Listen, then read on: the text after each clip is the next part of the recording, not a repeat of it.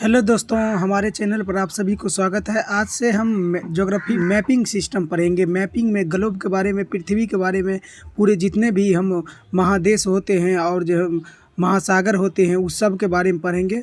और तो हमारे वीडियो से बने रहें। चलिए हम वीडियो को स्टार्ट करते हैं। तो ये ओवरऑल आप देख रहे हैं, ये क्या है? पृथ्वी है। इसको हम क्या कहते हैं? पृथ्वी कहते हैं। पृथ्वी को आप अगर समझ सकते हैं इस प्रकार, जो पृथ्वी को पूरे अगर जो हम बीच से बांटा गया है, एक रेखा है, इसको हम काल्पनिक रेखा कहते हैं। काल्पनिक रेखा वो बीचों बीच इस प्रकार के दिया रहता है। तो पृथ्वी पर इस प्रकार का एक काल्पनिक रेखा है। काल्पनिक रेखा, इस रेखा को हम क्या कहते हैं? विषुवत रेखा कहते हैं। क्या कहेंगे? विषुवत रेखा। तो पृथ्वी के आपसे पूछेगा जो पृथ्वी के बीचों बीच जो रेखा गया है उसको क्या कहते हैं? तो विषुवत रेखा कहते हैं। क्या कहते हैं? विषुवत रेखा। और विषुवत रेखा पूछेगा जो कितना डिग्री पर है, तो ये 0 डिग्री पर है। कितना डिग्री पर? 0 डिग्री पर। विषुवत रेखा कितने डिग्री पर है? 0 डिग्री पर। और विषुवत रेखा को अगर बात करेंगे ऊपर में, तो इस प्रकार को ऊपर में कर्क रेखा है। ये 23.5 डिग्री अगर ग्लोब पर हम इस प्रकार की रेखा खींचेंगे तो कुछ इस प्रकार होगा। ऊपर में कर्क रेखा है, इसको हम कौन रेखा कहेंगे? कर्क रेखा। और नीचे में इस प्रकार रेखा गया है, काल्पनिक रेखा बनाया गया है, एकरा हम क्या कहते हैं? इस सब को हम इसको मकर रेखा कहते हैं। तो आप समझ गए हैं, पृथ्वी के बीचों बीच एक रेखा गया है उसको क्या कहते हैं? विषुवत रेखा या भूमध्य रेखा कहते हैं। और पृथ्वी के ऊपर में एक रेखा है जिसे हम कर्क रेखा कहते हैं। क्या बोलेंगे? कर्क रेखा। कर्क रेखा। और पृथ्वी के नीचे में जो है वो मकर रेखा है। तो आपसे क्वेश्चन पूछा जाएगा कि कर्क रेखा कितना डिग्री पर है, तो आप इस प्रकार बताइएगा कर्क रेखा कितना डिग्री पर है? 23.5 डिग्री पर है। कितना डिग्री पर? 23.5 डिग्री पर। कर्क रेखा कितना डिग्री पर? 23.5 डिग्री पर। और मकर रेखा कितना डिग्री पर? तो आप बोलिएगा 23.5 डिग्री पर। कितना डिग्री पर है? 23.5 डिग्री पर। तो कर्क रेखा और मकर रेखा। तो अगर हम भारत के बात करेंगे, भारत के, तो भारत क्या है? अगर भारत को अगर बात करेंगे, उत्तरी गोलार्ध में है कि दक्षिणी गोलार्ध में? तो आप बोलिएगा विषुवत रेखा से, ये विषुवत रेखा है। विषुवत रेखा के ऊपर वाले को हम क्या कहते हैं? उत्तरी गोलार्ध। क्या बोलेंगे? उत्तरी गोलार्ध। और नीचे वाले को हम क्या कहते हैं? दक्षिणी गोलार्ध। क्या बोलेंगे? दक्षिणी गोलार्ध। तो हम इसको क्या कहेंगे? उत्तरी गोलार्ध और दक्षिणी गोलार्ध। तो पृथ्वी अगर भारत के बात करेगा तो भारत क्या है? उत्तरी गोलार्ध में है। भारत किस गोलार्ध में है? उत्तरी गोलार्ध में। तो यहाँ पर कुछ देख सकते हैं, ये भारत का मानचित्र है, भारत का उत्तरी गोलार्ध में है। अगर भारत के अगर बात करेगा तो भारत का कौन सा रेखा बीचों बीच होकर के काटता है? तो ये कर्क रेखा। अभी देख सकते हैं आप, भारत को बीचों बीच रेखा जो काट रहा है इसको हम कौन रेखा काटते हैं? कर्क रेखा। कौन रेखा? कर्क रेखा। आप देख सकते हैं भारत को बीचों बीच लाइन से काटा हुआ है कर्क रेखा। तो आप समझ सकते हैं। तो आपसे क्वेश्चन पूछा जाएगा जो विषुवत रेखा कितना डिग्री पर होते हैं, तो आप बोलिएगा 0 डिग्री पर होते हैं सर। और पृथ्वी को ऊपर में जो रेखा रहता है उसे हम क्या कहते हैं? कर्क रेखा कहते हैं। बोलेगा कर्क रेखा कितना डिग्री पर होते हैं, तब बोलिएगा 23.5 डिग्री पर होते हैं। और नीचे में कौन रेखा होते हैं? तो मकर रेखा होते हैं। कितना डिग्री पर होते हैं? तो 23.5 डिग्री पर होते हैं। तो हमारे सूर्य की अगर बात करेंगे, सूर्य जो सूर्य आखिर होता रहता है कहाँ पर? तो सूर्य की अगर बात करेंगे सन के, तो सन क्या रहता है? कर्क रेखा से मकर रेखा तक जाएगा और कर्क रेखा से मकर रेखा तक। मतलब ये सूर्य है कर्क रेखा से मकर यहाँ पर जाएगा, और यहाँ से क्या होगा? फिर यहाँ पर जाएगा, तो फिर यहाँ से यहाँ पर जाएगा, और यहाँ पर जाएगा। तो सूर्य का काम क्या है? कर्क से लेकर मकर, कर्क से लेकर मकर तक। तो कर्क से लेकर और मकर तक सूर्य क्या होता है? अपने आप जो है चलती रहता है, कर्क रेखा से लेकर मकर रेखा तक, कर्क रेखा से लेकर के मकर रेखा तक। तो अगर पृथ्वी की अगर बात करेंगे, अगर हम पृथ्वी को, तो यहाँ पर देखिए, यहाँ पर ये सूर्य है। अगर हम इसको सन है, तो सन अगर हम यहाँ पर अगर सूर्य कर्क रेखा से मकर रेखा तक जाते हैं तो यहाँ पर टेम्परेचर कहीं अत्यधिक होगा।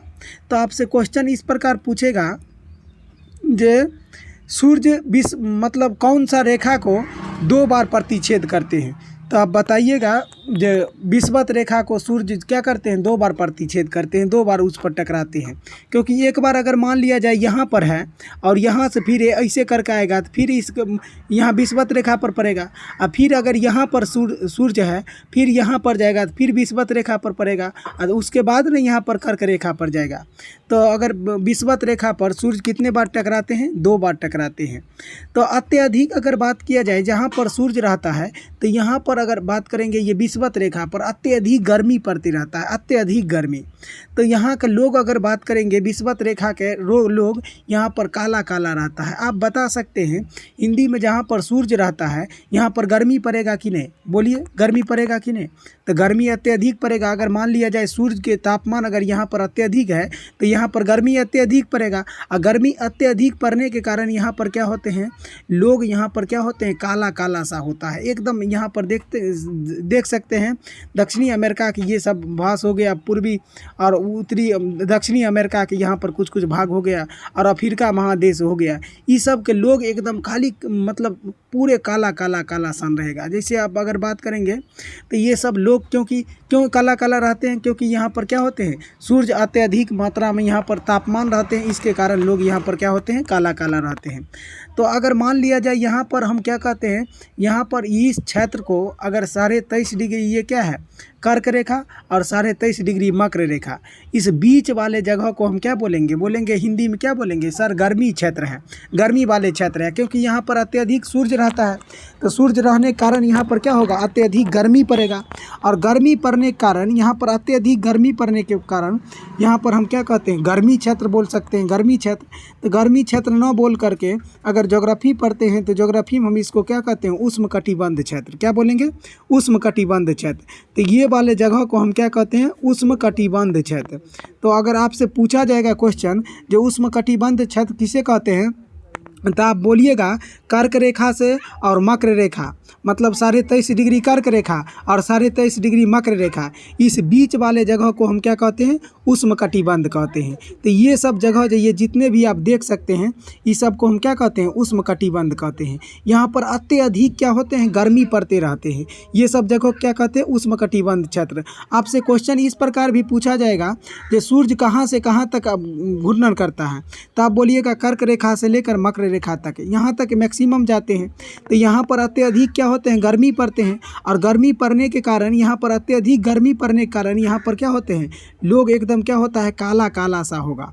ये क्षेत्र को हम क्या कहते हैं उष्णकटिबंध क्षेत्र, क्या बोलेंगे उष्णकटिबंध क्षेत्र। ये जो हम पेंटिंग कर रहे हैं जो अभी रंग दिए हैं इसको हम क्या कहेंगे उष्णकटिबंध क्षेत्र। और यहाँ पर लोग क्या होते हैं इतना काला काला होते हैं। तो अगर आपसे क्वेश्चन इस प्रकार भी पूछेगा आप मान सकते हैं, आप समझ सकते हैं जहाँ पर अत्यधिक गर्मी पड़ता है वहाँ पर क्या होगा, वहाँ पर अगर गर्मी यहाँ पर अत्यधिक पड़ रहा है तो यहाँ पर क्या होता है बाष्पीकरण होगा कि नहीं। अब बोलिएगा सर बाष्पीकरण क्या होते हैं, तो अगर मान लिया जाए जितने भी पानी है पानी अवशोषित होकर के बादल बना लेगा। तो यहाँ पर उष्णकटिबंध वाले क्षेत्र में जितने भी पानी है, मतलब जितने भी पानी है यहाँ पर गर्मी अत्यधिक पड़ता है, इसके कारण यहाँ पर जितने भी पानी है क्या होते हैं मतलब जो है बाष्पीकरण हो जाता है। और बाष्पीकरण होने के कारण क्या होते हैं यहाँ पर इतने बाष्पीकरण हो जाते हैं, बाष्पीकरण होते हैं कि मतलब जो है तुरंत बादल बना लेते हैं, मतलब पानी का बादल बना ले गए। और 2 बजे से लेकर के कितना बजे तक, 2 बजे से लेकर और 4 बजे तक, 4 बजे में प्रत्येक दिन यहाँ पर क्या होते हैं बारिश होते हैं। तो आपसे क्वेश्चन इस प्रकार भी पूछा जाएगा 2 बजे से 4 बजे किस कटिबंध में बारिश होते हैं, तो आप बोलिएगा सर उष्णकटिबंध क्षेत्र में। क्योंकि उष्णकटिबंध क्षेत्र में अत्यधिक यहाँ पर क्या होता है 2 बजे से 3 बजे तक क्या होता है बारिश होती रहता है, क्योंकि यहाँ पर बाष्पीकरण होता है। आप समझ सकते हैं उष्णकटिबंध क्षेत्र का। और अगर कंसेप्ट का अगर बात करेंगे तो यहाँ पर अगर बात किया जाए यहाँ पर बारिश अगर अत्यधिक 2 बजे से 4 बजे तक प्रत्येक दिन होता है, तो यहाँ पर बात किया जाए तो जंगल उंगल जितने भी पेड़ पौधा है वो विकसित होगा कि नहीं, एकदम विकसित होगा। तो यहाँ पर जितने भी पेड़ पौधे हैं, जितने भी पेड़ पौधे वो अत्यधिक विकसित होता है। इसलिए अगर बात किया जाए यहाँ पर अत्यधिक जंगल पाया जाता है, अत्यधिक जंगल। और जंगल के बात किया जाए तो विभिन्न प्रकार के सांप वगैरह इसमें पाया जाता है, जैसे एनाकोंडा सांप हुआ, इस पर तो मूवी भी निकला है, आप लोग देख सकते हैं किस प्रकार के मूवी है। एनाकोंडा सांप हुआ, बहुत सारे जो है इसमें सांप। एनाकोंडा सांप को जानते हैं एक बार में एक मनुष्य को एकदम निगल सकता है, उतना उसको जो है पावर होते हैं। तो एनाकोंडा सांप हो गया, विभिन्न प्रकार के यहाँ पर जीव जंतु पाए जाते हैं। तो अब अगर बात किया जाए अगर यहाँ पर अत्यधिक बारिश होता है और यहाँ पर बारिश होने के कारण विभिन्न प्रकार के जीव जंतु, विभिन्न प्रकार के वनस्पति यहाँ पर उगते हैं। तो अगर मान लिया जाए जिस पौधे पर अगर सूर्य का प्रकाश पड़ेगा वही पौधे आगे भागेगा, और जिसको इतना घने मतलब जंगल रहते हैं कि कोनो अगर वैसे वैसे पौधा होता है जिस पर सूर्य के प्रकाश नहीं पड़ पाता है तो वो दब जाते हैं, और जिस पर सूर्य के प्रकाश पड़ता है वो बहुत बड़ा बड़ा हो जाता है, बहुत बड़ा बड़ा विशाल विशाल पेड़ पौधा हो जाएगा। कहाँ पर? उष्णकटिबंध क्षेत्र में। तो आपसे पूछा जाएगा सबसे ऊंचे ऊंचे सबसे पतला पतला पेड़ पौधा कहाँ पर रहते हैं, तो आप बोलिएगा उष्णकटिबंध क्षेत्र में सबसे पतला पतला पेड़ पौधा रहता है। आप मान सकते हैं अगर सबसे पतला पतला पेड़ पौधा रहता है यहाँ पर, कहाँ पर? उष्णकटिबंध क्षेत्र में। उष्णकटिबंध क्षेत्र में सबसे पतला पतला पेड़ पौधा रहता है, तो यहाँ पर जो है अगर यहाँ का बोले, अगर इस प्रकार भी आपको क्वेश्चन देगा सबसे अधिक पत्ता किस मतलब किस कटिबंध का जो है वनस्पति का सबसे अधिक पौधे का पत्ता बड़ा बड़ा सा होता है, तो आप बोलिए कि किसके? उष्णकटिबंध क्षेत्र के। किस कटिबंध क्षेत्र के? उष्णकटिबंध क्षेत्र के। या आप ये देख सकते हैं उष्णकटिबंध क्षेत्र है। क्यों? क्योंकि यहाँ पर अगर आप अक्सर ही बात करते हैं, जैसे अगर हम बात किया जाए, अगर जो पानी में रहता है जो पौधा, उसको पत्ता क्या होता है? बड़े बड़े होता है। पानी में पौधे रहते हैं, पानी में पौधे, वो पानी वाले पौधे को क्या होते हैं? पत्ता अधिक अधिक होता है। तो सबसे अधिक आपसे बोलेगा पत्ता किसको चौड़ी होता है, तो आप बोलिएगा किसको? उष्णकटिबंध क्षेत्र को। तो उष्णकटिबंध क्षेत्र के बारे में आप लोग को कोई दिक्कत नहीं है, क्लियर है? तो आप बता सकते हैं उष्णकटिबंध क्षेत्र किसे कहते हैं, तो आप बोलिएगा सर 23.5 डिग्री कर्क रेखा और 23.5 डिग्री मकर रेखा के बीच के जगह को हम क्या कहते हैं? उष्णकटिबंध क्षेत्र कहते हैं। बोलेगा आपसे इस प्रकार भी क्वेश्चन देगा सबसे अधिक बारिश कहाँ पर होता है, मतलब जो ये नहीं पूछेगा 2 बजे से लेकर के और 4 बजे तक बारिश कहाँ पर होता है, किस कटिबंध में, तो आप बोलिएगा प्रत्येक दिन उष्णकटिबंध क्षेत्र में। इतना बनाने के बाद आपसे ये इस प्रकार के क्वेश्चन पूछेगा सबसे अधिक जीव जंतु वाले किस कटिबंध में रहते हैं, तो आप बोलिएगा उष्णकटिबंध क्षेत्र में। आपसे इस प्रकार क्वेश्चन पूछेगा सबसे बड़े बड़े पौधे पतला पतला पौधा कहाँ पर रहता है, तो आप बोलिएगा उष्णकटिबंध क्षेत्र में सबसे अधिक मतलब पतला पतला पौधा रहता है उष्णकटिबंध क्षेत्र में। विषुवत रेखा पर सूर्य कितने बार प्रतिच्छेद करते हैं, तो आप बोलिएगा 2 बार प्रतिच्छेद करते हैं विषुवत रेखा पर सूर्य कहाँ से कहाँ तक रहते हैं, तो कर्क रेखा से मकर रेखा तक, कर्क रेखा से मकर रेखा तक। इतना बात समझ चुके हैं, तो हम चलिए आगे चलते। एक रेखा यहाँ पर इस प्रकार रहता है, ये रेखा इस प्रकार, इसको हम क्या कहते हैं? आर्कटिक रेखा कहते हैं। क्या बोलेंगे? आर्कटिक रेखा। और इस रेखा को अंटार्कटिक रेखा कहते हैं। अंटार्कटिक रेखा, अंटार्कटिक रेखा। तो इसको आर्कटिक रेखा, इसको अंटार्कटिक रेखा बात करेंगे। सूर्य अगर यहाँ पर रहता है, सूर्य अगर यहाँ पर रहता है, तो यहाँ पर गर्मी पड़ेगा इस कटिबंध क्षेत्र में, इस क्षेत्र में गर्मी पड़ेगा कि नहीं? अगर मान लिया जाए सूर्य अगर घसक के क्या हो गया है, अगर घसक के क्या हो गया है, यहाँ मटा देते हैं। अगर सूर्य कहाँ पर चले आया है, अगर यहाँ चले आया है, अगर सूर्य यहाँ पर चले आया है, अगर हम बात करेंगे यहाँ पर चले आया है, तो यहाँ पर क्या होगा? ठंडी पड़ेगा, ठंडी पड़ेगा। और सूर्य यहाँ पर रहेगा तो गर्मी पड़ेगा, यहाँ पर रहेगा ठंडी पड़ेगा। तो एकरा हम क्या बोलते हैं? इसको हम क्या बोलते हैं? गर्मी और ठंडी दोनों क्षेत्र बोलेंगे। हिंदी में क्या बोलेंगे? सर गर्मियों लगेगा और ठंडियों लगेगा। तो गर्मी और ठंडी दोनों क्षेत्र कहते हैं। लेकिन हम हिंदी तो नहीं पढ़ने आए हैं, हम ज्योग्राफी पढ़ने आए हैं। तो ज्योग्राफी में इसको क्या कहते हैं? इसको हम क्या कहते हैं? उष्ण जो है समशीतोष्ण कटिबंध। क्या बोलेंगे? समशीतोष्ण कटिबंध, समशीतोष्ण कटिबंध। इस क्षेत्र को हम क्या कहेंगे? समशीतोष्ण कटिबंध। तो आपसे क्वेश्चन इस प्रकार पूछा जाएगा कि समशीतोष्ण वाले एरिया कौन है, तो आप बोलिएगा सर कर्क रेखा और जो आर्कटिक रेखा, अंटार्कटिक रेखा। कर्क रेखा और अंटार्कटिक रेखा को बीच के जगह को हम क्या कहते हैं? समशीतोष्ण कटिबंध कहते हैं। अगर यहाँ पर अगर अंटार्कटिक रेखा और यहाँ पर क्या मकर रेखा के बीच के जगह को क्या हम बोलेंगे? समशीतोष्ण कटिबंध। जहाँ पर अब हम हाईलाइट कर रहे हैं, रंग रहे हैं, इसको आप देख सकते हैं। इसको हम क्या कहेंगे? इसको हम क्या बोलेंगे? समशीतोष्ण कटिबंध। अब अगर बात किया जाए समशीतोष्ण कटिबंध, आर्कटिक रेखा और अंटार्कटिक रेखा कितने डिग्री पर रहता है, ये भी क्वेश्चन होगा। तो अगर बात किया जाए पृथ्वी हमारे 23.5 डिग्री झुका हुआ है। कितने डिग्री झुका हुआ है? 23.5 डिग्री। अगर हमारे 23.5 डिग्री इस प्रकार झुका है और ये क्या है? भूमि है, तो यहाँ पर भी कौन बनेगा? बनेगा कि नहीं? और यहाँ पर भी कौन बनेगा? यहाँ पर और यहाँ पर दोनों पर कौन बनेगा? तो यहाँ पर तो 23.5 डिग्री हो गया। तो यहाँ पर क्या होगा? आर्कटिक और अंटार्कटिक रेखा पर कितने डिग्री कौन बनेगा? तो आप बोलिएगा सर 66.5 डिग्री का कौन बनेगा। कितना होगा? क्योंकि 90 डिग्री को पुराना है, 66.5 बच गया। तो क्या होगा? यहाँ पर कौन कितने डिग्री कौन बनेगा? 66.5 डिग्री का। कितना डिग्री का? 66.5 डिग्री पर। ये भी कितना डिग्री का बनेगा? तो बोलिएगा 66.5 डिग्री का कोण बनेगा। ये कितने डिग्री का? 66.5 डिग्री पर। यहाँ पर ये बात किया जाए तो यहाँ पर क्या है, आप मान लिया जाए यहाँ पर, तो यहाँ पर अगर बात किया जाए तो इसको हम क्या कहते हैं? शीत कटिबंध कहते हैं। क्या बोलेंगे? शीत कटिबंध। क्या, कौन कटिबंध बोलेंगे? शीत कटिबंध। आप बोलिएगा सर ये सब क्या है? शीत कटिबंध है। अगर इसको जो हम रांग रहे हैं इसको हम क्या बोलेंगे? शीत कटिबंध कहेंगे। कि कौन कटिबंध? शीत कटिबंध।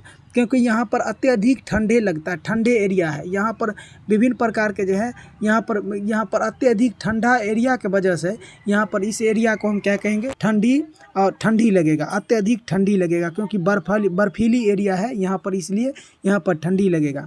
तो उत्तरी ध्रुव पर ठंडी लगेगा और दक्षिणी ध्रुव पर भी ठंडी लगेगा। अगर हम 6 महीना का दिन और 6 महीना का रात कहाँ पर होता है, तो आप बोलिएगा कहाँ पर? शीत कटिबंध में, मतलब सॉरी उत्तरीय ध्रुव और दक्षिणीय ध्रुव में। कहाँ पर? उत्तरी ध्रुव और दक्षिणी ध्रुव में 6 महीना का दिन और 6 महीना का रात होता है। तो आप ये कटिबंध समझ चुके हैं। कटिबंध में यदि आप लोगों को अगर परेशानी हो तो हमको कमेंट के माध्यम से बताएं। लेकिन अगर पृथ्वी को पूछा जाएगा कितने कटिबंध में बांटा गया है, तो आप बोलिएगा सर 3 कटिबंध में। यहाँ पर पहला क्या है? उष्ण कटिबंध, दूसरा क्या है? समशीतोष्ण कटिबंध, और तीसरा क्या है? शीत कटिबंध। उसी प्रकार यहाँ पर भी क्या है? यहाँ पर क्या है? उष्ण कटिबंध, यहाँ पर क्या है? समशीतोष्ण कटिबंध, और यहाँ पर शीत कटिबंध। तो पृथ्वी को 3 कटिबंध में बांटा गया है। तो चलिए वीडियो लंबा हो रहा है, तो आज के लिए इतना ही। और इससे अब अगर हम मैप के क्लास में समझेंगे, अब आगे की क्लास में हम समझेंगे जो महाद्वीप किसे कहते हैं, महासागर क्या है, और द्वीप किसे कहते हैं, महाद्वीप की क्या है, और प्रायद्वीप क्या है, और अंतरीप क्या है। तो इस सब के बारे में सब जो है अगले क्लास में पढ़ेंगे। आज के लिए इतना ही। जय हिंद।